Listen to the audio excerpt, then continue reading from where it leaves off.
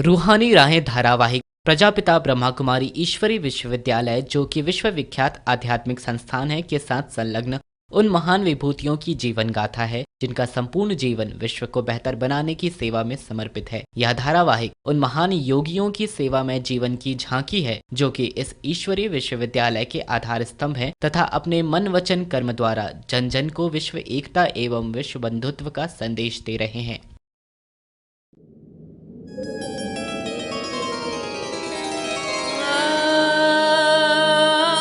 दिव्य गुणों की हैं ये राहें,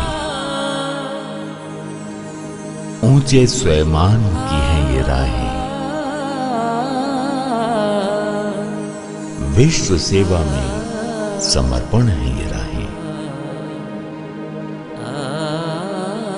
परम पिता को अर्पण है ये राहें, ये हैं रूहानी राहें।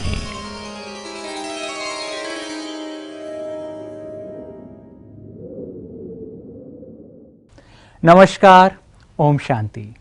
स्वागत है आपका रूहानी राहें इस अलौकिक कार्यक्रम के आज के इस एपिसोड में।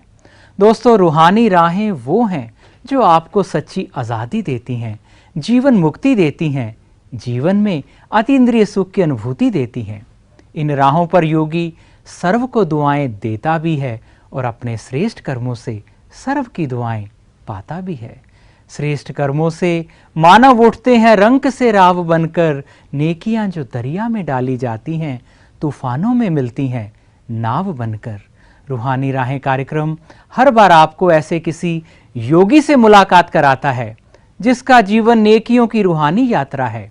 आज हम आपकी मुलाकात कराने जा रहे हैं मधुबन मीठे घर में अपनी सेवाएं दे रहे ब्रह्मा कुमार राम लखन भाई जी से।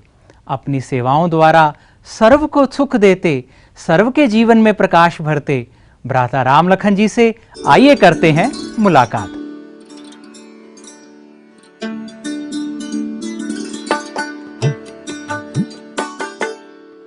ब्रह्मा कुमार राम लखन भाई जी, आपका जन्म 8 नवंबर 1953 को बनारस के पास गाजीपुर जिले के खानपुर गांव में हुआ।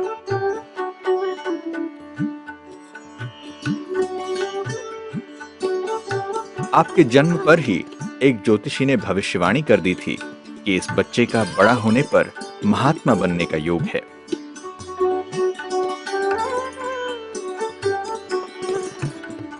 जल्द ही उनकी ये बातें सार्थक होती नजर आईं और बचपन से ही आप में धार्मिक पुस्तकों के अध्ययन व सत्संग में जाने की गहरी रुचि रही।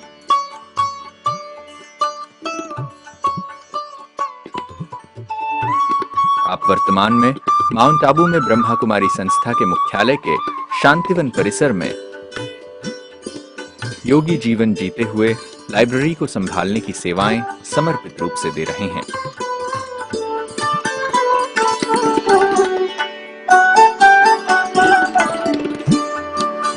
मेरा जन्म जिस दिन हुआ उसी दिन एक ज्योतिषी जी घर पर आए थे और उन्होंने पहले दिन ही कहा कि ये बच्चा साधु महात्मा बनेगा, आपके परिवार में नहीं रहेगा। पहले दिन से ही माता पिता के जहन में बात आ गई कि हमारे गृहस्थ में नहीं रहेगा बल्कि ये तो महात्मा बनेगा।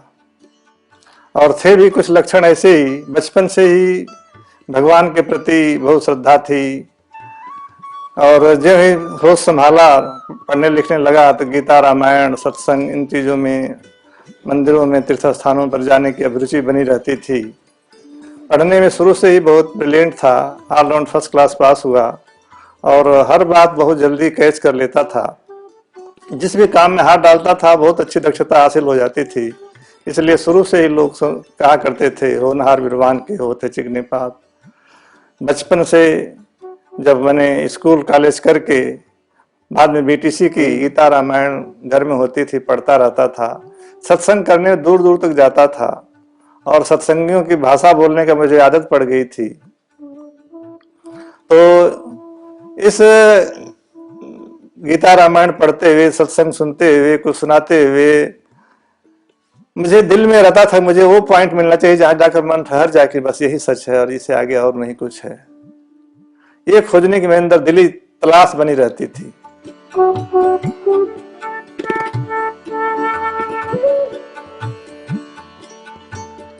सन 1976 में ब्रह्मा कुमारी ईश्वरीय विश्वविद्यालय के साहित्य से आप संस्था के संपर्क में आए और कुछ समय बाद ही आपको आभास हो गया कि यहाँ पर दिया जा रहा ज्ञान वास्तव में सर्वोच्च गीता ज्ञान है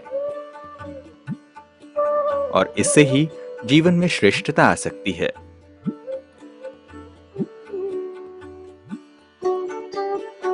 एक मास बाद ही आपको मुख्यालय माउंट आबू में आने का अवसर प्राप्त हुआ, जहां पर आपको प्रजापिता ब्रह्मा बाबा और परमात्मा के दिव्य प्रकाश का साक्षात्कार होने पर परमानंद की अनुभूति हुई।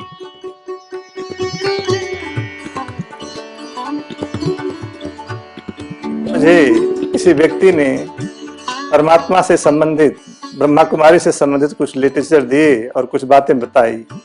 पहले दिन से मुझे उसकी बातें अच्छी लगी और लिटरेचर पढ़ा, उसके चित्र देखे और उससे जब सब बातों की टैली किया तो पहले दिन से ही मेरे को लगा कि नहीं, ये बात सबसे अच्छी लग रही है, जिसमें कि श्री लक्ष्मी श्री नारायण को डबल ताज दिखाया है और उनको डबल है तो हमको क्यों नहीं है। इन बातों पर बड़ा बुद्धि चलती थी। सारी सृष्टि जो है ये 5 विकारों के पंजे में जकड़ी हुई है, ये बात एकदम मन में दिल में छप गई। उस दिन से मैं व्यस्त तो बहुत रहता था, कारोबार में कई लोगों के साथ रहना पड़ता था, तो इस कारण से मैं सेंटर दूर होने के कारण से ब्रह्मा कुमारी आश्रम के बहुत नजदीक नहीं जा पाया। लेकिन लिटरेचर का सहयोग लेकर के 1976 से ही मैं रेगुलर उसका लाभ लेता रहा। राजस्थान सरकार की तरफ से वैकेंसी निकली थी गलीचे का काम शुरू करने के लिए, काम राजस्थान में करवाने के लिए। तो उस समय मैंने जब पहली बार अप्लाई किया और पहली बार में मेरा सिलेक्शन हो गया हेड के रूप में, और जब मैं जयपुर में मेरी पोस्टिंग हुई बस्सी में, तो उस दिन पहले दिन के बाद दूसरे दिन ही मेरे को किसी ने आकर कहा कि ऐसे ऐसे ब्रह्मा कुमारी आश्रम की शुरुआत यहाँ हुई है, आप चलोगे क्या। तो मैंने उनको कहा मैं तो ढूंढ रहा हूँ उसको, और वहां गया तो पहला लेसन जब मुझे दिया गया तो उसी टाइम मैंने कहा कि यही सर्वोच्च अध्यात्म है और यहीं से मेरी सारी जिज्ञासाएं पूरी होंगी। और उस दिन से मेरे जीवन ने मोड़ ले लिया कि इसी रास्ते हमें चलना है, क्योंकि लगता था मेरे जीवन को कि मैं अगले जन्मों से ही कुछ ऐसा आध्यात्मिक संस्कार लेकर आया हुआ हूँ, इस परिवेश में रहा हुआ हूँ, ऐसा फीलिंग मेरे को रहती थी। इसलिए पहले दिन से ही मेरे दिल में 100% एक तरह से फेथ हो गया कि बाबा का ज्ञान जो है साधारण ज्ञान नहीं है, ये सर्वोच्च ज्ञान है और इससे हमें सही पथ मिलेगा, इससे हम आत्मा आगे, मेरी आत्मा का उद्धार होगा, मेरे जीवन में श्रेष्ठता आएगी। मुझे ऑफर मिला कि आप भगवान जहाँ अवतरित होते हैं उस मधुबन में देखने चलेंगे, वहाँ कुछ विशेष प्रोग्राम हो रहे हैं। तो मैंने सर्विस का ध्यान नहीं दिया, हमने कहा कि सर्विस तो दूसरी भी मिल जाएगी, लेकिन हम जब भगवान जहाँ आता है, भगवान जहाँ आए हुए हैं, उस स्थान को देखने में जरूर जाना है। तो 1 महीने के अंदर ही हम मधुबन पहुंच गए और वहां रास्ते में आते हुए इतनी उमंग थी, इतना उत्साह था, इतनी लगन थी कि जैसे कोई सजनी साजन के पास जा रही हो, कोई बच्चा माँ बाप से बिछड़ा हुआ हो और बहुत दिनों के बाद मिला हो। इस तरह से भावना लेकर के मैं पूरे रास्ते आता रहा और अमृत वेले फिर बाबा ने मुझे साक्षात्कार कराया। सोए हुए थे, करीब 3:15 बजे मुझे दिखाई दिया कि ब्रह्मा बाबा जो पांडव भवन में ट्रांसलाइट का चित्र है उससे भी सैकड़ों गुना चमकदार ब्रह्मा बाबा बहुत ऊपर दिखाई दिया और मेरे को कह रहा है कि बच्चे देखना चाहते हो। इतना कहते ही बाबा ने हाथ ऊपर उठाया और मैंने देखा ऊपर एक दिव्य लाइट जो इस दुनिया में कहीं नहीं दिखाई देती, ऐसा गुलाब जो अति चंचल होते हुए भी एक स्थान पर अचल था और उसकी रश्मियां मेरे ऊपर पड़ रही थी। मैं देख करके इतना सुखद अनुभूति कर रहा था कि जैसे मैं कहीं दिव्य लोक में हूं। इतना खुश हो रहा था, वो रश्मियां हमारे को इतनी आनंदित कर रही थी कि जैसे कि मेरी सारी थकान मिट गई हो, मेरी सारी प्यास मिट गई हो। इसके बाद थोड़ी देर बाद मैं बाबा ने दूसरी बार कहा बच्चे और देखना चाहते हो। फिर बाबा ने दूसरी बार हाथ उठाया तो दिखाई दिया कि उस गुलाब से ही रिमझिम बरसात जैसे मेरे ऊपर बरस रही है और जैसे मेरी सारी विकार, मेरे सारे पुराने संस्कार जैसे ब्लॉटिंग पेपर सूख लेता उस तरह सब सूख गए और मैं बिल्कुल निर्मल, बिल्कुल शुद्ध होकर के मैं आनंदित हो रहा था। तब तक देखा कि ब्रह्मा बाबा की जगह पर श्री कृष्ण की आभा दिखाई दी। वो थोड़े क्षण जो बाबा के साथ मैंने बिताए थे वो इतने आह्लादकारी थे, इतना परम आनंद में मेरे को डुबो दिए कि दिन में लोग देखते थे, कहते थे कल आपका चेहरा कैसा मायूस लगता था, आज तो जैसे मालूम पड़ता है कि कोई सोच की तरह चमक रहा ललाट आपका, इतनी खुशियां कहाँ से मिल गई, अब क्या हुआ।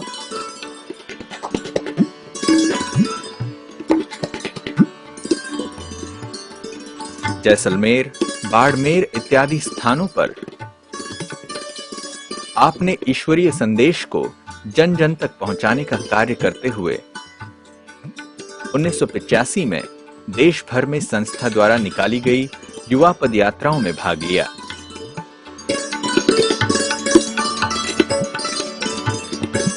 हमारे हेड ऑफिस में मालूम हो गया लोगों को कि तो ब्रह्मा कुमारी में चला गया, तो लोग कहने लगे कि ये तो बिगड़ गया, यहाँ रहेगा तो सुधरेगा नहीं।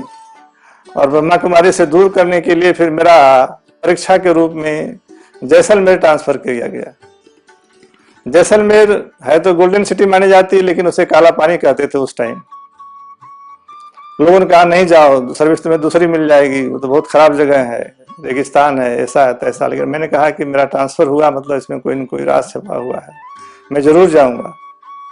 और वहां जाकर के सामान रखकर धर्मशाला में प्रदर्शनी अंक लेकर के मैं ऐसे ही चला गया मार्केट में। उनका चलते हैं, भगवान का परिचय देके देखो कुछ न कुछ सफलता मिलेगी। और पहले दिन ही मैं समझाया जिसको, वो इतना खुश हुआ। दुकानदार था, कपड़े का व्यापारी, उसने आसपास के और भी दुकानदारों को बुलाकर लाया कि सुनिए ये तो बहुत अच्छी बात सुना रहे हैं। उस समय जैसलमेर में ब्रह्मा कुमारी का नाम निशान नहीं था, कोई नहीं जानता था। और जब वो सारे दुकानदार प्रसन्न चित्त होकर सुनने लगे तो फिर मैंने कोर्स कराना शुरू किया और 10 दिन के अंदर ही गीता पाठशाला मेरे कमरे पर शुरू हो गई। 10 दिन के अंदर ही मैं वहां लायंस के गवर्नर को मधुबन में योग शिविर करने के लिए भेजा। और उनको योग शिविर में से आने से पहले ही जयपुर से पूनम बहन, जोधपुर से फूल बहन जैसी सीनियर बहनों को, 8-7 भाइयों को बुलाकर मैंने वहां प्रदर्शनी शुरू की धर्मशाला में। तो इतनी सक्सेस गई कि 3 क्लास चलती थी और 600-700 लोग वहां क्रीम जेंट्री आकर वहां क्लास करते थे। और थोड़े दिन के अंदर ही उस सेंटर को फुल सेंटर की परमिशन मिल गई और सेवाएं उसकी बहुत लहराने लगी। तो दीदी मनमोहिनी जी उस समय थी, तो कभी कौन सा भाई है जो इतना जल्दी वहां से बस भर के सेवा शिविर के लिए भेजता है, कौन है ऐसा। तो बहुत अच्छी सेवा चली और थोड़े दिन के अंदर ही बहुत नाम हो गया वहां। परंतु मेरे हेड ऑफिस में ये अफवाह फैल गई कि पहले तो यहाँ चेला बन करके सुनता था ज्ञान ब्रह्मा कुमारियों का, वहां तो गुरु बन के ज्ञान सुना रहा है और आगे बढ़ गया हो। तो वहां से मेरे को दूर करने के लिए मेरा और ही ट्रांसफर बिल्कुल पाकिस्तान बॉर्डर पर बाड़मेर जिले में गड्ढा रोड कर दिया गया कि जाओ वहां कुछ नहीं है। वहां तो थोड़े 1000-2000 लोग रहते थे, वो भी रिफ्यूजी लोग थे जो पाकिस्तान से आए हुए थे, बिल्कुल साधारण जगह थी। परंतु वहां भी बीएसएफ के जवानों का कैंप बहुत बड़ा था, आर्मी के लोग बहुत सारे रहते थे, इंटेलिजेंस के लोग रहते थे। तो वहां भी मैंने अपना ज्ञान शुरू किया और वहां भी लोग मेरे पास आने जाने लगे। 85 में पदयात्राएं निकली थी, पूरे भारतवर्ष के 12 ज्योतिर्लिंगम से दिल्ली जानी थी। उस पदयात्रा में भाग लेने के लिए मैं आया, शरीक होने के लिए। पहले तो गुवाहाटी से दिल्ली जो पदयात्रा आ रही थी उसमें मैं 15-20 दिन तक उनके साथ एज ए मैनेजर सेवा देता रहा। वहां से फिर मुझे बॉम्बे से दिल्ली वाली पदयात्रा को रिसीव करने के लिए झालरा पाटन से बूंदी तक 6-7 दिन तक उसमें भाग लेने का अवसर मिला। फिर मुझे भेजा गया सोमनाथ से दिल्ली आने वाली पदयात्रा को रिसीव करने के लिए जयपुर के पास बस्सी में। और वहां इतना अच्छा स्वागत पदयात्रियों को हुआ कि सभी पदयात्री कह रहे थे कि पूरे पदयात्रा में ऐसा स्वागत और इतनी अच्छी व्यवस्था, इतने अच्छे वीआईपी कहीं नहीं आए, न कितना उमंग उत्साह लोगों के अंदर रहा। सभी पदयात्रियों को घोड़े ऊंट हाथ पर बिठा करके पूरे शहर में पदयात्रा निकाली गई थी।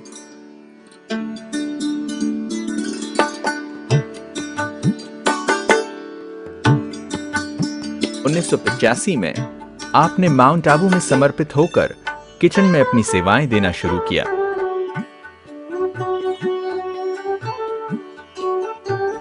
बाद में समर्पित जीवन की यात्रा में आपने सिक्योरिटी, रिसेप्शन व लाइब्रेरी में अपनी सेवाएं प्रदान की।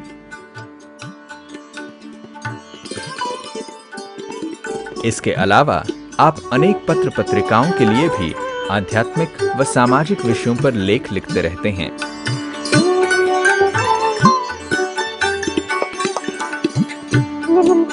वहां से मैं पदयात्रियों को विदा करके तुंगा एक ऐतिहासिक जगह है, वहां सेवा केंद्र शुरू किया और सक्सेस भी रहा। वहीं से मुझको मधुबन में भेजा गया कि 1 महीने के लिए जाओ, आप सेवा करो। वहीं से मैं मधुबन में डायरेक्ट आया और 1 महीने के लिए आया था, लेकिन फिर 2 महीने रुक गया। 2 से 4, 4 से 8 करते करते धीरे धीरे सर्विस ही रिजाइन करनी पड़ी और मधुबन महायज्ञ में परमानेंट ईश्वरीय सेवा में समर्पित होकर रहने लगा। क्योंकि मेरा दिल सेवा में इतना मगन हो गया था, मधुबन में इतना रम गया था कि मैं उसे छोड़ नहीं सकता था और सर्विस रिजाइन करके फिर यहाँ रहने लगा। बाई चांस मधुबन में आते ही मुझे सेवा भी टोली बनाने की मिली।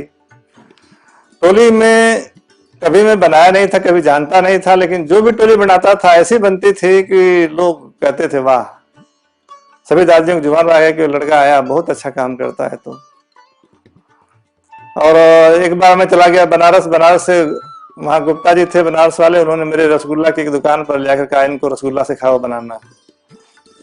तो 40 प्रकार के आइटम 2-2.5 घंटे में बनाना सीख लिया, उसका आइडिया ले लिया और यहाँ मधुबन आके बनाया तो बहुत सक्सेसफुली उसको बनाया। तो इस तरह से जो भी काम करता था बाबा उसमें इतना बरकत देते थे कि तुरंत ही उसमें दक्षता हासिल हो जाती थी। टोली के बाद फिर मधुबन में मुझे सिक्योरिटी इंचार्ज, बाबा कमरा झोपड़ी की सेवा और रिसेप्शन देखने का काम मिला। वो भी मैं 15-16 साल तक लगा करता रहा। और वहां से फिर शांतिवन कंपनी से जब सक्रिय हो गया तो वहां से मैं शांतिवन में आया। तो यहाँ शांतिवन रिसेप्शन में 6-7 साल सेवा देता रहा और बहुत अच्छी सेवाएं रिसेप्शन का, क्योंकि मैं गाइड करने में बड़ा अपने को अच्छा समझता हूँ। फिर 4 साल से मैं लाइब्रेरी, शांतिवन लाइब्रेरी संभालता हूँ। इन सब कामों को करते हुए मुझे, चूंकि हिंदी मेरी शुरू से बहुत अच्छी थी, क्योंकि संस्कृत भी मेरी बहुत अच्छी थी, इसलिए बाबा का आध्यात्मिक आर्टिकल लिखने की शुरुआत मैंने की थी। खाली टाइम में रात को जो भी नींद खुले तो मैं लिखना शुरू करता था और करते करते इतनी दक्षता मुझे हासिल हो गई कि 4 बार इसमें मुझे बॉम्बे, लखनऊ, जयपुर, दिल्ली में इसके लिए सम्मानित भी किया गया, अवार्ड भी मिला और सैकड़ों अखबारों पत्रिकाओं में मेरे फीचर आर्टिकल प्रकाशित भी हो चुके हैं। करोड़ों आत्माओं के संपर्क में आने का इससे मुझे अवसर भी प्राप्त हुआ है। और अब तो मधुबन मुख्यालय में रहते हैं और यहाँ से बहुत लोगों की सेवाएं आर्टिकल के माध्यम से अभी भी मैं लगा रहता हूँ और बहुत जगह भेजता हूँ, बहुत जगह छपते रहते हैं और उसका लाभ लोगों को मिलता रहता है। मेरा सेवाओं में भी बहुत रुचि रहती है। सेवा मेरा है कि रात को भी मैं उठ जाऊं तो मैं उसको सफल करना चाहता हूँ। कभी कभी रात भर, आधी रात का 1-8 घंटा 2 घंटा ही सोता हूँ, फिर लिखने पढ़ने में बिजी रहता हूँ।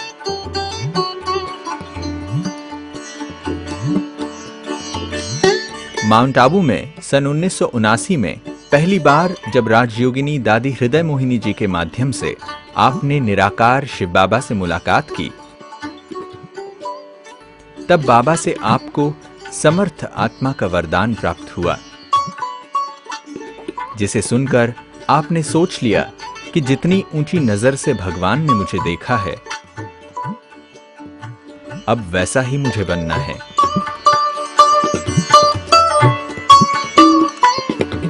पहले शुरू में हम जब आए थे तो बाबा हर हफ्ते में 2 बार आते थे। तो एक बार जब बाबा से मिलने आते थे तो 2 बार बाबा से सामने मुलाकात होती थी। बाबा मुख में भी टोली खिलाते थे, हाथ में भी देते थे, वरदान भी देते थे। तो पहली बार बाबा ने मुझे समर्थ आत्मा का वरदान दिया था और उस टाइम से ही मेरे अंदर लगा कि भगवान की नजर मेरे प्रति बहुत ऊंची है और हमें फिर वैसा ही ऊंचा बनना है। समर्थ आत्मा के रूप में जहां भी परीक्षाएं भी आती थी, लेकिन बाबा लगता था कि साथ और सहारा बनाया हुआ है परीक्षाओं में। वैसे लौकिक रीति में भी जैसे मैं बचपन में फीलिंग आती थी कि कोई बात परेशानी आती थी, सपने में उड़ता था, भागता था, तो बाबा मेरे को बूढ़ा बाबा पुकारता था थोड़ा देवी देवताओं को, लेकिन बूढ़ा बाबा आकर मेरे को बचा लेता था, उठा लेता था। बाद में जब मधुबन में आया देखा कि ये बूढ़ा बाबा तो यही है, यहाँ बैठा हुआ है, यही मेरे को बचाता था। और सच में लौकिक में जब मैं ज्ञान में भी नहीं था तब ही मुझे मधुबन का दृश्य दिखाई दिया था। पहाड़ों पर भी वो दिखाई दिया था कि हम किसी पहाड़ी पर चढ़ना चाह रहे हैं लेकिन फिसल जा रहे हैं, चढ़ते नहीं है। तो उस पर एक बूढ़ा बाबा बहुत ऊंचा खड़ा हुआ है, लंबा लंबा, और वो नीचे हाथ करके मेरे को कहता, बच्चे चढ़ना चाहते हो? तो मेरा हाथ पकड़ करके फिर मेरे अपने बगल में मुझे खड़ा कर लिया। और वो दृश्य दिल में इतना छप गया कि जैसे लगता है कि बाबा आज भी मेरे साथ बिल्कुल खड़ा है। तो समर्थ आत्मा का जब वरदान दिया, उसके बाद से जहां भी जाता था हर बार नया वरदान देता था बाबा।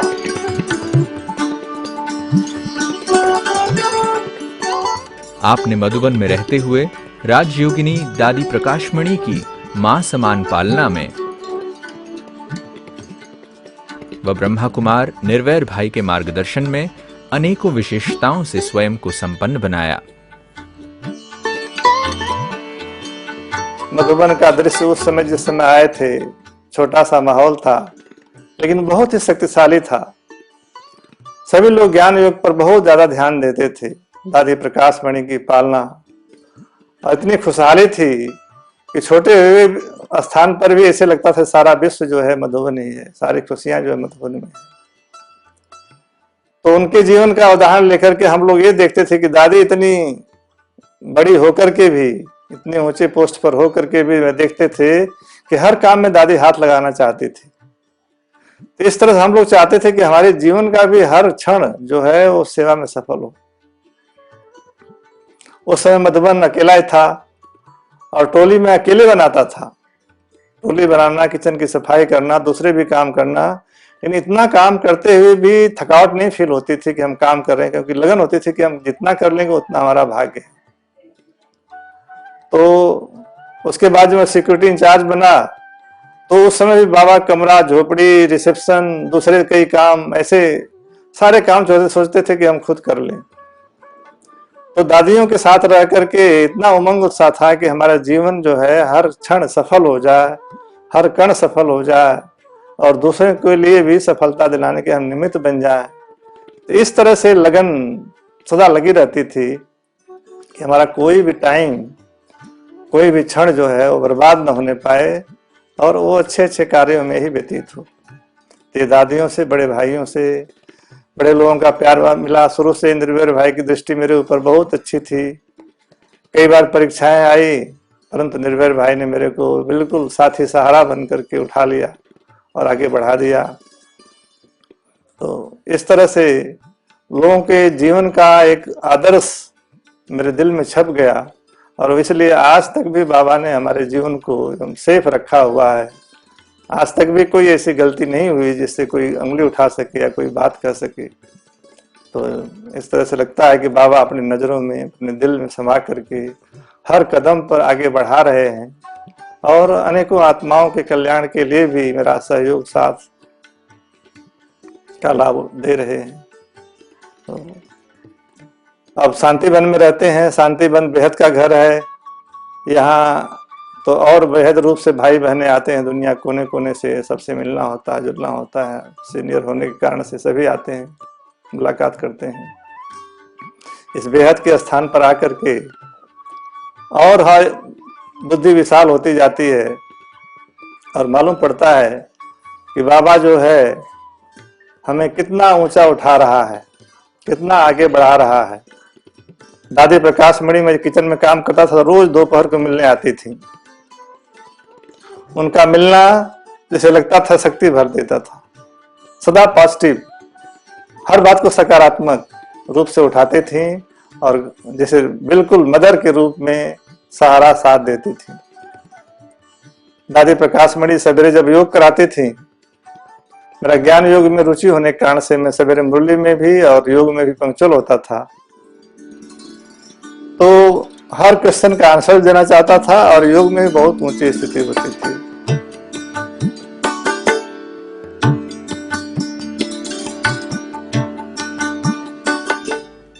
आपको योग साधना में विशेष रुचि रहती है और आपको यह विश्वास है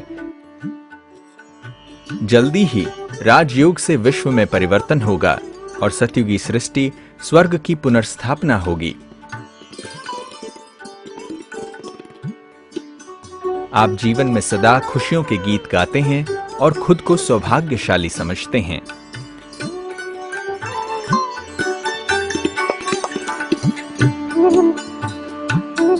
मेरा योग के तरफ रुझान तो शुरू से है, जब से बाबा ने साक्षात्कार कराया है, जब से टच किया है, लगता है मुझे अपनी रस्सी में बांध लिया है, प्रेम की रस्सी में, स्नेह की रस्सी में, संबंधों की रस्सी में। और वो अनुभव, योग की अनुभूति जो है मुझे खींचती रहती है। मैं ऐसा फीलिंग में रहता हूँ कि भले मैं यहाँ सीमित स्थान पर बैठा हूँ, परंतु मैं केवल विश्व ही नहीं, ब्रह्मांड के लिए, सभी तत्वों के लिए सकाश प्रकाश दे रहा हूँ, सबको खुशी भेज रहा हूँ, आनंदित कर रहा हूँ।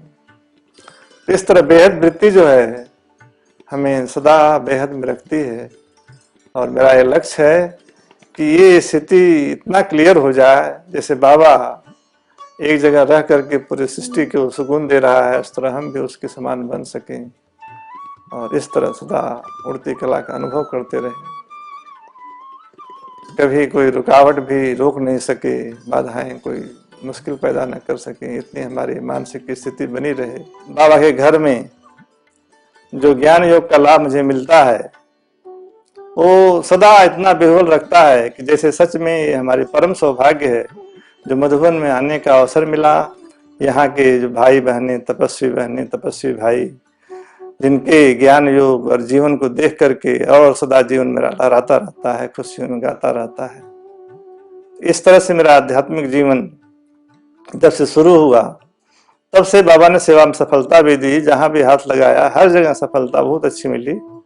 तो आज भी सदा ईश्वरी प्यार, दुलार, सत्कार से बाबा के कार्य में सदा सहयोगी बना हुआ हूँ। कोई भी बात आती है, हर बात को हंसते हंसते पार कर जाते हैं बाबा की याद में, बाबा के साथ में। अगर कोई अपनी आत्मा को तृप्त करना चाहता है, संतृप्त करना चाहता है, सर्वोच्चता की तरफ ले जाना चाहता है, तो भगवान का महायज्ञ कुंड ही है जहाँ से उसको सच्ची राह मिल सकती है, सर्व उपलब्धियां उपलब्ध हो सकती हैं। तो मेरा तो यही है कि सारे संसार के लोग जो भगवान धरती पर आया हुआ है उसे पहचान जाएं और पहचान करके अपना ईश्वरीय जन्म सिद्ध अधिकार पुनः प्राप्त कर लें और इस सृष्टि का नवनिर्माण हो। ये दुखालय जो है परम विश्राम स्थल बन जाए, परम सुखदायी स्थान बन जाए, दुनिया ऐसी सुहानी हो जाए जिसे वैकुंठ धाम कहते हैं। और दिखाई देता है साक्षात रूप से कि दुनिया स्टेप बाय स्टेप भगवान के बताए हुए स्वर्ग की तरफ ही कदम बढ़ाती जा रही है।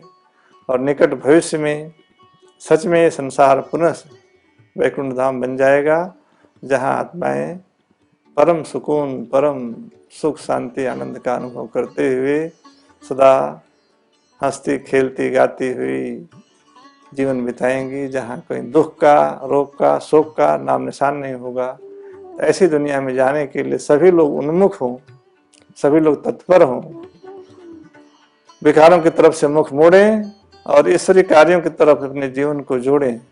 तो ये सृष्टि का महापरिवर्तन जो अभी कलयुगी काली दुनिया बनी हुई है वो स्वर्ग वैकुंठ बहिष्ठ के रूप में कही जाएगी।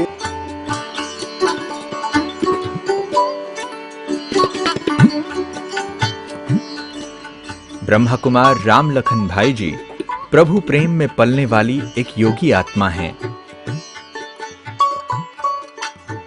जिनका जीवन चुनौतियों व समस्याओं को हंसते हंसते पार करने का संदेश देता है।